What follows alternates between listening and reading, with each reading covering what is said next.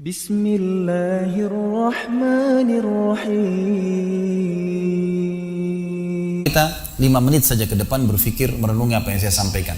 Teman-teman sekalian, kita ini sebagai orang beriman tahu dunia ini akan dilaluin. Kita tidak akan berlama-lama di sini. Jangan sampai dunia ini menjadi target utama. Berantem gara-gara tanah, berebutan karena warisan, berebutan karena jabatan, kadang-kadang berebutan hanya karena masalah pasangan hidup. Untuk apa? Untuk apa teman-teman sekalian? Dunia ini mungkin di mata antum kelihatan besar kalau dekat. Misal, saya tidak tahu bapak-bapak mengerti nggak? Kalau ibu-ibu biasanya langsung mengerti kalau masalah contoh-contoh perhiasan. Kalau ada orang punya berlian, besarnya seperti bola pingpong, kaya nggak? Rupanya ada juga bapak-bapak yang paham. Itu kaya luar biasa. Kalau dia punya berlian seperti bola basket, kaya nggak? Coba taruh berlian yang seperti bola basket itu di tanah, terus antum naik pesawat ke atas. Makin jauh, kelihatan enggak? Orang yang perebutkan tanah 1000 kali 1000 meter, 1 hektar, berapa hektar, tumpah-tumpahan darah. Padahal kalau dia naik pesawat hilang semua tuh. Mobil mewah, bangga-banggaan dengan mereknya. Kalau kita naik pesawat kayak gentong-gentong lagi jalan. Cuma hiasan dunia. Apa yang mau dikejar? Gitu kan?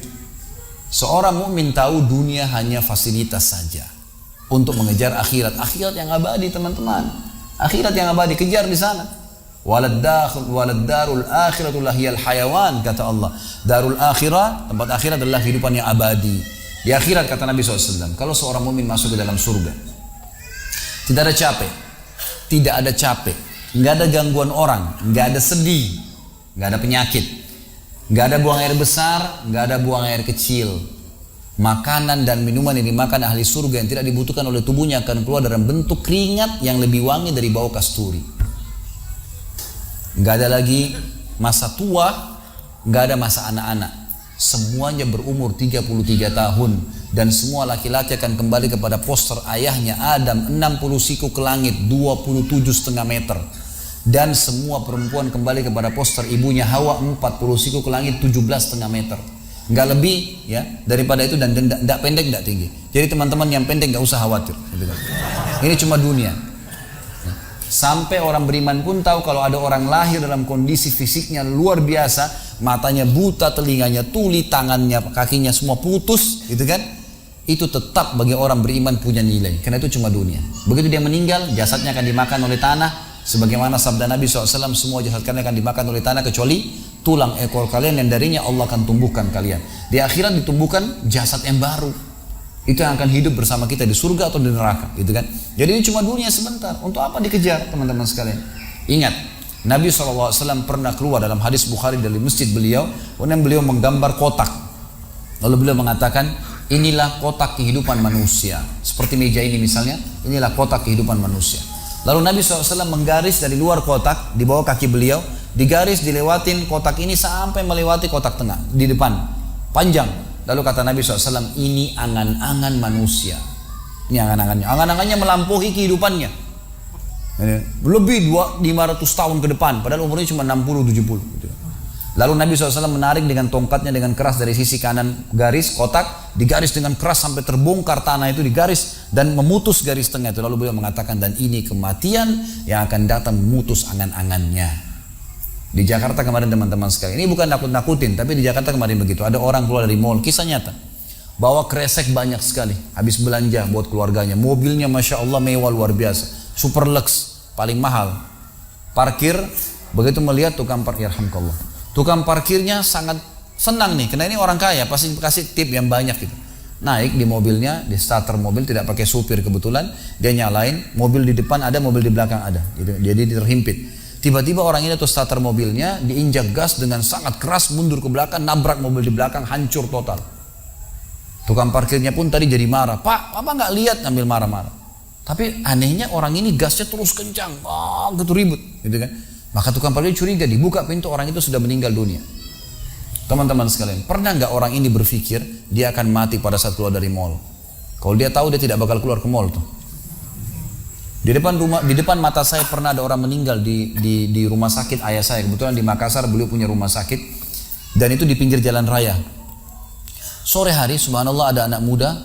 Saya pas lagi di teras lantai 2 rumah ayah saya itu kelihatan jalan raya. Jadi kelihatan orang kejadian ini.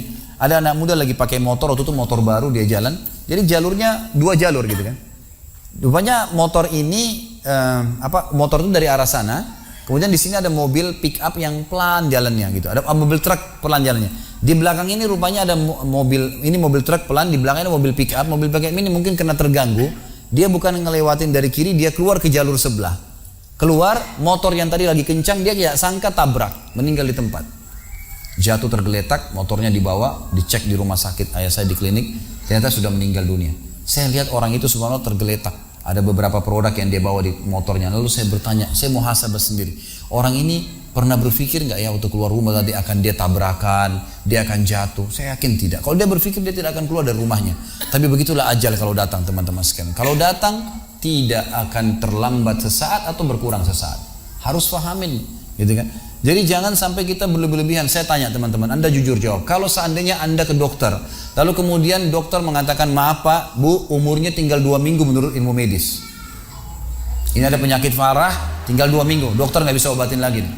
Kira-kira orang yang seperti ini sudah divonis sama dokter akan mati 2 minggu lagi. Nggak ada lagi, sudah kankernya, sudah tumor segala macam di tubuhnya, sudah segala macam penyakit. Nggak bisa lagi hidup orang ini. Kemudian ada orang datang, temannya bilang, itu si fulan ceritain kamu. Kira-kira dia masih mau ribut berkelahi?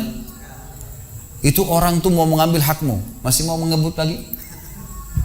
Sudah semua? Enggak, sudah nggak mau tahu. Ini 2 minggu lagi mati.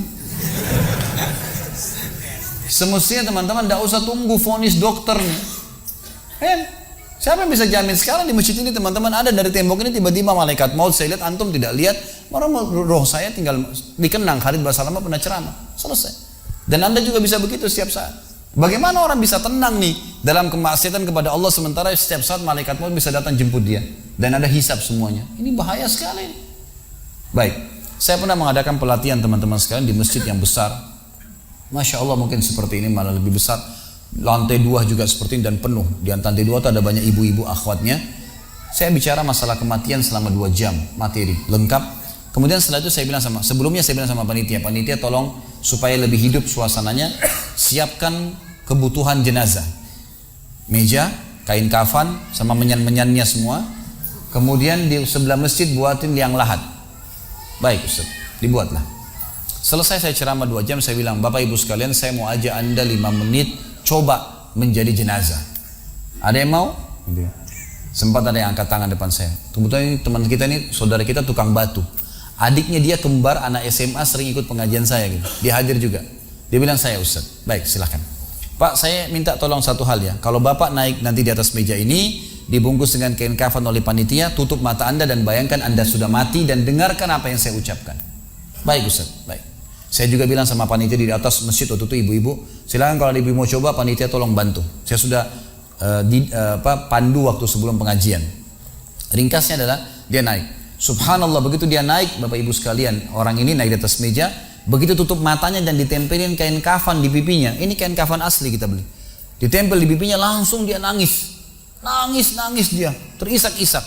Lalu kemudian panitia taruh tangannya di dadanya, harus dibungkus gitu kan. Lalu saya bilang, Pak, coba renungin sekarang Anda sudah mati dan hiruk-pikuk di masjid ini ada orang nangis. Kebetulan adiknya dia yang kembar ini murid saya duduk di sebelah kiri kanannya dan membayangkan benar kakaknya meninggal. Mereka betul-betul menangis gitu. Ada jemaah-jemaah juga yang lain pada nangis. Saya bilang hiruk-pikuk masjid ini yang sedang menangis, ada yang sedang ngobrol, ini anggap di rumah Anda pada saat Anda meninggal dunia. Dan Anda tidak bisa protes. Gak bisa bilang saya tidak mau, jangan ribut, gak bisa lagi. Udah. Panitia pun menaruh tangan kanan di atas tangan kiri, kita nggak bisa protes taruh di dada. Dibungkus dengan kain kafan pun nggak bisa. Baik, Pak, bayangkan semua peluang amal saleh yang semestinya Anda bisa kerjakan, sholat malam, sedekah bakti dengan orang tua, baca Quran, sholat berjamaah, yang Anda sia-siakan dan Anda menyesal kenapa tidak kerjakan sekarang. Dan bayangkan semua peluang dosa yang Anda tidak sia-siakan. Kesempatan zina, berzina, kesempatan dusta-dusta, kesempatan riba-riba, semua dikerjakan. Dan Anda tidak sempat taubat dan Allah akan hukum Anda sekarang.